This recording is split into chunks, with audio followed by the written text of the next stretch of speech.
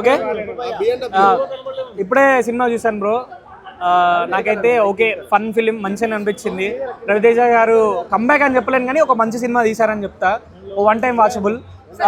First half కొంచెం బాగానే అనిపించింది. సెకండ్ హాఫ్ కొంచెం ల్యాగ్ ఉంది. ల్యాగ్ లేకుండా ఉంటే బాగుండేది అనిపించింది. సో పర్లేదు సినిమా నాకైతే నచ్చింది. కొన్ని ఎలిమెంట్స్ అయితే చాలా బాగున్నాయి సినిమాలో. ఫస్ట్ హాఫ్ కామెడీ కానీ సెకండ్ హాఫ్ బాగానే అనిపించింది. మిగతా వచ్చేసి సత్య గారి కామెడీ చాలా బాగా అనిపించింది నాకు. చాలా బాగా నవ్విచ్చారు ఆయన. ఫస్ట్ 20 minutes చాలా బాగా నవ్విచ్చారు. తర్వాత వెన్నెల కిషోర్ గారి టైమింగ్ అదిరిపోయింది. అలాగే సునీల్ గారి టైమింగ్ కూడా బాగుంది.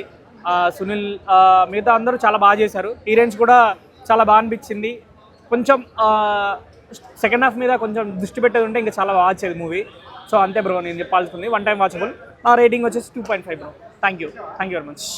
కామెడీ కోసమే మాట్లాడుకోవాలి. ఎందుకంటే ఫ్యామిలీస్కి ఏదైతే కామెడీ కావాలో సినిమాలో ఉందన్నమాట. ఎక్కడ మనకి బోర్ అనిపించదు. కానీ ఆ ఫ్లాగ్ ఏదైతే ఉందో స్టోరీ లైన్ స్క్రీన్ ప్లే అది సెకండ్ హాఫ్లో కొంచెం అక్కడక్కడ బోర్ కొడుతుంది. కానీ ఫస్ట్ హాఫ్ ఎక్కడ బోర్ కొడుతుంది. ఫస్ట్ హాఫ్ అంతా మెయిన్ లీడ్ ఏదైనా ఉందో రవితేజ గారితో మాట్లాడుకోవాల్సిన సత్య గారు.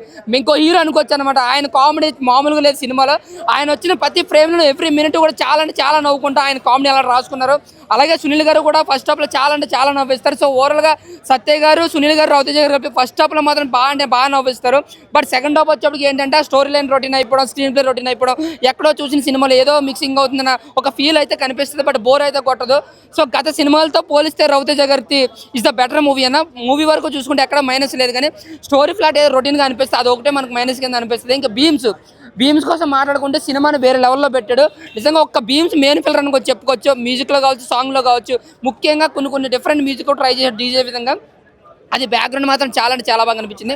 ఇంకా సెకండ్ టాప్లో వచ్చే డీజే ట్రాక్ కార్తీక మాసం అదే కార్తీక దీపం రిమిక్స్ సాంగ్ ఒకటి చేశారు. అదైతే మాత్రం సూపర్ అనమాట. అదే చాలా అంటే చాలా ఎంజాయ్ చేస్తారు. కొన్ని రిమిక్స్ ఉన్నాయి కూడా, మీమ్స్ రిమిక్స్ అన్నీ చేశారు. అయితే చాలా బాగా అనిపించింది.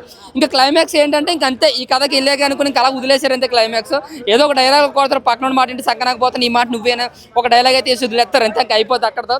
సో ఓవరాల్గా అయితే రవితేజ గారు ఫ్యాన్స్ అయినా అదర్ ఆడియన్స్ అయినా సరే హ్యాపీగా ఫ్యామిలీని తీసుకొచ్చి ఒకసారి చూసి ఎంజాయ్ చేసే సినిమా అండి. అక్కడక్కడ బోర్ కొట్టినా కామెడీ ముందు అదేం కనిపించదు. సో ఓకే, ఒక క్లాస్ వేలో ఒక రొటీన్ కమర్షియల్ మూవీ అనుకోవచ్చు అంతే. ఓవరాల్గా నా వరకు చూసుకుంటే ఓకే, హ్యాపీగా వెళ్ళి ఎంజాయ్ చేసి రావచ్చు సినిమా అయితే. Thank you.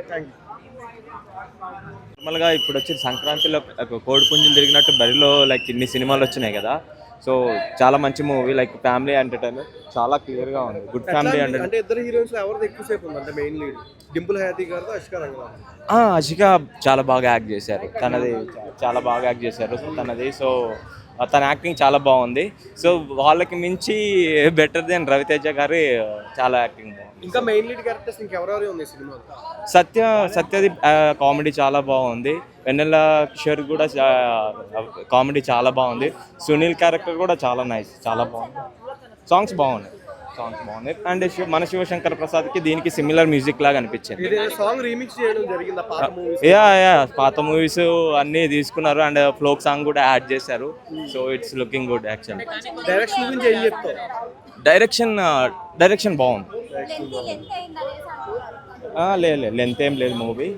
సో పర్ఫెక్ట్గా సెట్ అయింది. అండ్ కంపేర్ టు మన శివశంకర ప్రసాద్కి ఇదే బెస్ట్ అనిపించింది. లైక్ మిరపకాయ ఆ స్టేజ్ మళ్ళీ కంబ్యాక్ లాగా అనిపించింది. It's good. 5కి 4 ఇవ్వచ్చు, 3.5 ఇవ్వచ్చు. కొంచెం లాగ్ అది ఇది అనిపించింది. రిమైనింగ్ చాలా బాగుంది.